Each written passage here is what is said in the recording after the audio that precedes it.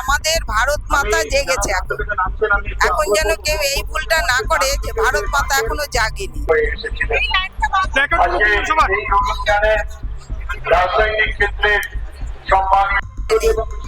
এতদিন হয়তো সনাতন ঘুমিয়েছিল, কিন্তু সনাতনী জেগেছে। এটা দেখেই অন্তত অনেক মানুষ বুঝতে পারবে যে হ্যাঁ, এখন আর সনাতন জেগেছে।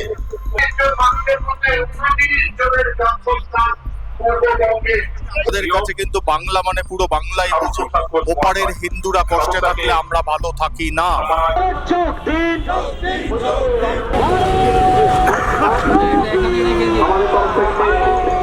যে সরকারকে নতুন করে এরা এনেছিল তাদের তো মুখ আর মুখোশ পরিষ্কার বোঝা যাচ্ছে।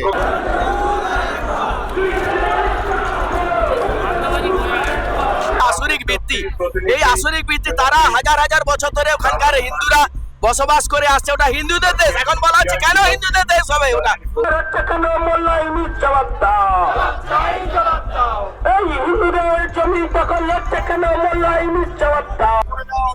এটা একটা রাজনৈতিক ভাবে তারা দেশ থেকে আমাদের দূর করে দিতে চায়, তারা একটা হিংসাত্মক ভাবে।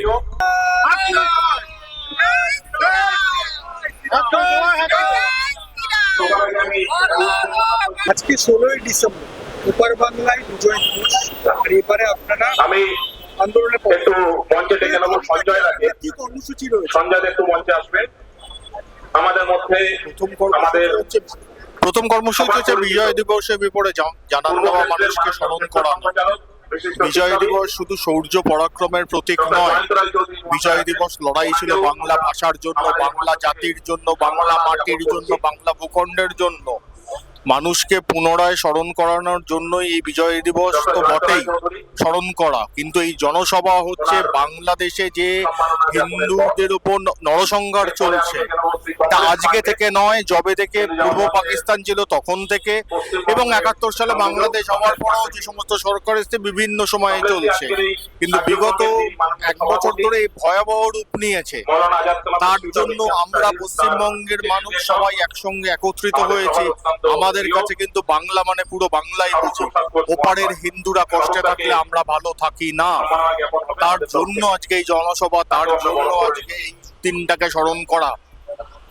কোথাও একটা জায়গা আগে যেমন বলা হতো বাংলাদেশ আমাদের প্রতিবেশী দেশ, তাদের সাথে আমাদের ভাষাগত মিল অনেক এতটা হিংস্র, কিন্তু এখন কি ঘটলো যে এটা দিনের পর দিন বেড়ে গেল, যে হিংসাত্মক রূপ নিল? কোথাও কি রাজনীতি এসে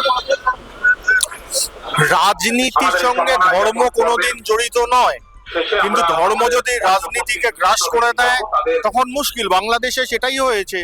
যে সরকারকে নতুন করে এরা এনেছিল তাদের তো মুখ আর মুখোশ পরিষ্কার বোঝা যাচ্ছে। কারণ মৌলবাদীরা, জিহাদিরা, ইসলামিক সংগঠন, তারা ক্রমশ বাংলাদেশকে ইসলামিক রাষ্ট্র বানানোর দিকে নিয়ে যাচ্ছে, এবং হচ্ছে হিন্দুদের নরসংহার করা তাদের উদ্দেশ্য। এটা স্পষ্ট হয়ে গেছে। এর থেকে আমরা বুঝতে পারছি যে এই ধরনের যে বাংলাদেশে যেভাবে এরা সরকার চালাচ্ছে, তারা এথনিক ক্লিনজিং করছে। আজকের দিনে যেটা হচ্ছে সেটা হচ্ছে রোগের বহিঃপ্রকাশ। 71-এর পর থেকে দিনের পর দিন বছরের করতে করতে করতে করতে আজকে এই জায়গায় চলে এসছে। আজ প্রকাশ্যে করতেও কোনো দ্বিধা নেই, সংবিধানকে সামনে রেখে করছে। আজকে বিজয় দিবস, এই বিজয় দিবসে 71 সালে আমরা পূর্ব পাকিস্তানকে বর্তমানে যে বাংলাদেশ আছে সেই দেশে পরিণত করা হয়েছে, অর্থাৎ স্বাধীন করা হয়েছে আমাদের যে সেনাবাহিনী, সৈন্য সামন্তর প্রাণের বিনিময়ে। কিন্তু তখন আমাদের যে উদ্দেশ্য ছিল, যে ধারণা ছিল যে তারা হিন্দু মুসলিম বসবাস করবে পাকিস্তানের ইয়ের থেকে আলাদা হয়ে শান্তিপূর্ণভাবে। কিন্তু এখন দেখা যাচ্ছে যে বাংলাদেশে শান্তিপূর্ণ অবস্থা নেই। বর্তমানে যে সরকার আছে ওটা আসরিক ভিত্তিতে, এবং তারা নির্বাচিত নয়। যিনি প্রধানমন্ত্রী ছিলেন তিনি এখন আমাদের দেশে ভারতবর্ষে চলে এসেছেন, এবং হিন্দুদের উপরে সামান্য ন্যূনতম পর্যন্ত মানবিকতারও দেখা হচ্ছে না। সেখানে গোমাতা থেকে মানুষ হত্যা করা হচ্ছে, সমস্ত মানুষ বেরোতে পারছে না। যে মুসলিম কান্ট্রি ছিল তার থেকে শরীয়ত আইন প্রণয়ন করা হচ্ছে। এটা একটা আসরিক ভিত্তি। এই আসরিক ভিত্তি তারা হাজার হাজার বছর ধরে ওখানকার হিন্দুরা বসবাস করে আসছে। ওটা হিন্দুদের দেশ, এখন বলা হচ্ছে কেন হিন্দুদের দেশ হবে ওটা? বাংলাদেশের বিজয় দিবস 1971 সালের আজকের দিনে পথে নামলেন এপার বাংলা।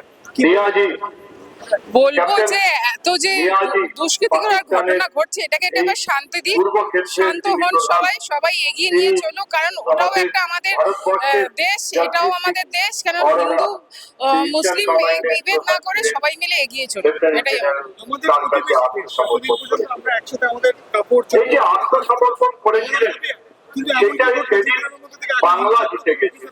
দুটো দেশের মধ্যে ভারতবর্ষের সেনাবাহিনীর এই ক্ষোভটা সক্রিয় করাটা ঠিক নয়, কারণ সবাই তো এক, কিন্তু একটা মানে মানুষ, একজন মানে একটা প্রতিপক্ষের মানুষ যে এরকম সৃষ্টি করছে, সেটা সৃষ্টি করাটা ঠিক নয়, কারণ সেই জন্যই তো এই সভাগুলো ডাকা হয়েছে। এটাই শান্তি হবে, সবই ঠিক হবে, কিন্তু এখন মনে হচ্ছে যে এবার শান্তি করা উচিত। রাজ্য, দেশ ও দুনিয়ার সব গুরুত্বপূর্ণ খবরের জন্য এক্ষুনি লাইক ও সাবস্ক্রাইব করুন ইন্ডিয়ান এক্সপ্রেস বাংলা।